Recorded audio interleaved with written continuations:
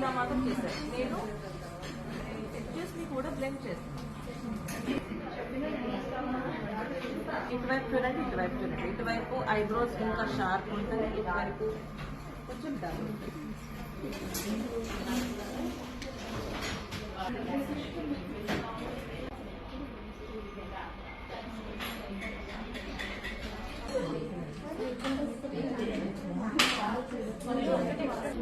మీరు చేస్తుంటే నేను ఇన్ని రోజులు వెయిట్ చేసింది ఇవాళ జరుగుతుంది.